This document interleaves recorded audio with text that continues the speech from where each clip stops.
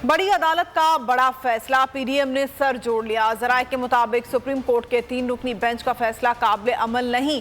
वफाकी काबीना ने सुप्रीम कोर्ट के इलेक्शन से मुतालिक फैसले को मुस्तरद कर दिया।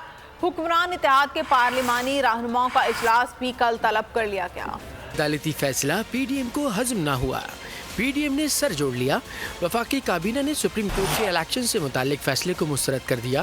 पार्लिमानी रहनुमाओं का इजलास बुध के रोज तलब कर लिया। ज़राए के मुताबिक सुप्रीम कोर्ट के 3 रुकनी बेंच का फैसला काबिल अमल नहीं, आइन और कानून से इन्हिराफ करके फैसला दिया गया। वफाकी काबीना ने फैसला किया कि फैसले के खिलाफ पार्लियामेंट समेत दीगर फोरम्स पर भरपूर आवाज उठाई जाएगी। दूसरी जानिब वफाकी काबीना ने अदालती फैसले के बाद ऑप्शंस पर गौर के लिए कमेटी तश्कील दे दी। कमेटी कानूनी नुकात तैयार करेगी जो रहनुमाओं के इजलास में पेश किए जाएंगे। तो नजर आ रहा है सामने लिखा हुआ है जुल्म मिटने के लिए 2 चीजों से मिटेगा भाई।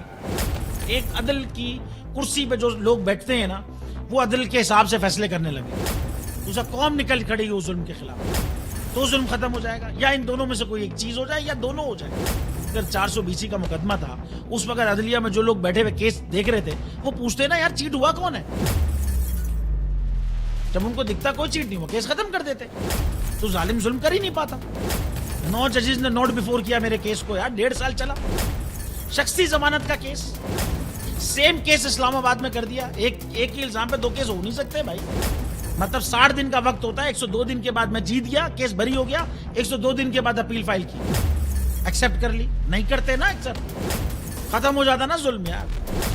भरी अदालत में मुझे बरी कर दिया, फिर पता नहीं क्या हुआ 2.5 घंटे बाद का नोट बिफोर।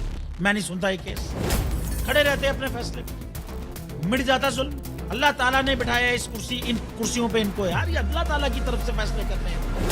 तो या तो ये फैसले आएंगे, जुल्म मिट जाएगा, या कौम खड़ी हो जाएगी जुल्म के खिलाफ।